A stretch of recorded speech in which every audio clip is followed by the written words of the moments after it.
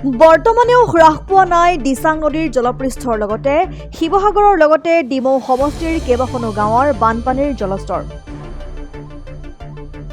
বহু অসুবিধাৰে জৰ্জৰিত হৈ এতিয়াও মথাউৰিৰ ওপৰতে পোহনীয়া পশুধনৰ লগত শিশু, মহিলা, বৃদ্ধসহ বিনিদ্ৰ ৰজনী কটাইছে বহু দুৰ্ভগীয়া পৰিয়ালে।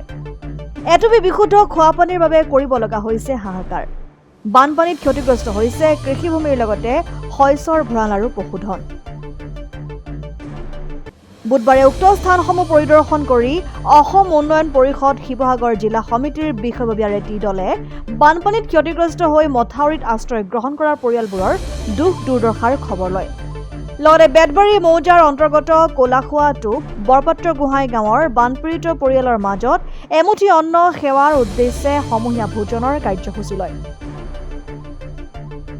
উক্ত কাৰ্যসূচীত উন্নয়ন পৰিষদৰ বিষয়ববীয়াসকলে বানপীড়িতৰ মাজত নিজেই ৰান্ধি ৰাইজক এমুঠি অন্নৰ সমূহীয়াভাৱে ভোজনৰ ব্যৱস্থা কৰে। উক্ত কাৰ্যসূচীত উপস্থিত থাকে অসম উন্নয়ন পৰিষদৰ শিৱসাগৰ জিলা সমিতিৰ সভাপতি যুগল গগৈ, সাধাৰণ সম্পাদক ভাস্কৰ গগৈ। কাৰ্যসূচীত সহযোগ কৰে হাঁহচৰা লাটুমগাঁও দয়া চাৰিআলিৰ কেইবাজনো হৃদয়বান ব্যক্তিয়ে।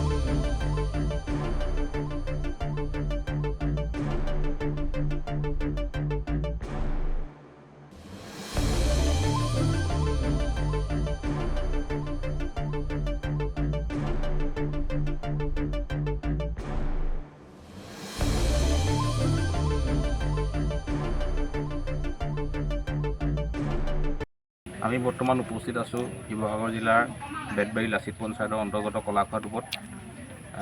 উদ্দেশ্য কি হৈছে কি এতিয়াতো সকলোৱে গম পাই আছে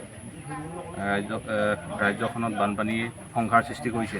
সেই উদ্দেশ্য আগত ৰাখিয়ে আমি অসম উন্নয়ন পৰিষদ শিৱসাগৰ জিলা সমিতিৰ উদ্যোগত তথা হাঁহচৰাবাসী আৰু দয়া চাৰিআলিবাসী ব্যৱসায়ীসকলৰ সহযোগত আমি এই গাঁওবাসীৰ কাৰণে ক্ষুদ্ৰতম প্ৰয়াস, ক'ব বিচাৰোঁ এটা ক্ষুদ্ৰতম প্ৰয়াস হিচাপে তেওঁলোকলৈ এমুঠি অন্ন আমি আগবঢ়াইছোঁ।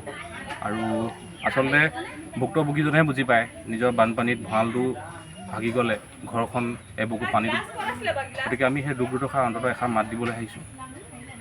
সেয়াই উদ্দেশ্য আৰু সকলোৱে সহায় সহযোগ আগবঢ়াইছে, সকলোকে ধন্যবাদ জ্ঞাপন কৰিছোঁ।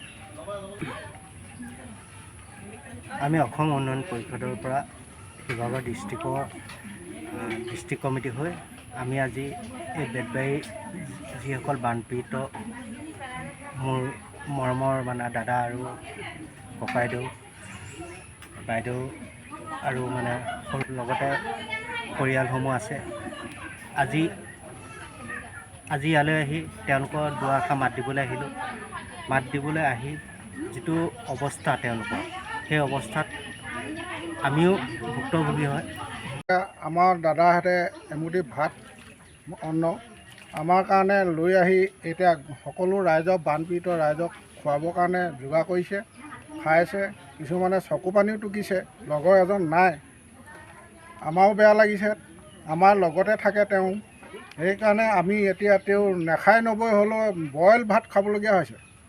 আমাৰ এতিয়া চাংমাৰী গাঁৱৰ বংশ, আমাৰ গগৈ, আমি দুটা সম্প্ৰদায়ৰ মানুহে আছোঁ তাত। আমাৰ এতিয়া হেৰিয়াল অভিজিত চাংমাৰীৰ লগতে সকলোৱে বইল ভাত খাইছে। আমাৰ এনেকৈ বেয়া লগা নাই, তেওঁলোকেও বেয়া পোৱা নাই। আমি একে সম্প্ৰদায়ৰ মানুহ। আমাৰ ৰাস্তা যিটো সেইটো আজি হ'ল, আজি 25-20 বছৰ আগতে বনাই দিম বুলি ক'লে, আজিলৈও নহ'ল।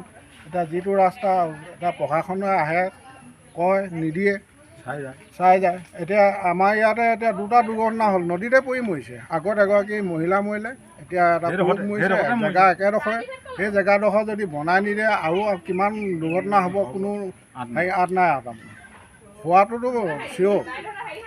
ইফালে কিনাৰতে দ পুখুৰী, সৰু ল'ৰাৰ কাৰণেও এতিয়া অহা যোৱাৰ কাৰণে বহুত অসুবিধা হৈছে। সেইটো যদি প্ৰশাসনে কিবা এটা কৰি দিয়ে আমি নথৈ সুখী হ'ম। আমাৰতো ভাত পানী খোৱাটোনো কি কথা, এতিয়া ভঁৰালত ধান এতিয়া আধা বুৰিয়ে আছে। সেইটোতে আমি এতিয়া গৰু গাইকেইটাৰ কাৰণে এতিয়া মথাইত থাকিবলগীয়া হৈছে। আমি ইমানবোৰ কষ্ট কৰিছোঁ আৰু যদি সিমানটো যদি চৰকাৰে নাচায়, আমি আৰু ক'বলৈ একো আমাৰ তাৰমানে ভাষা নাইকিয়া হৈ যাব। ইমানকে কৈছোঁ আৰু দেই।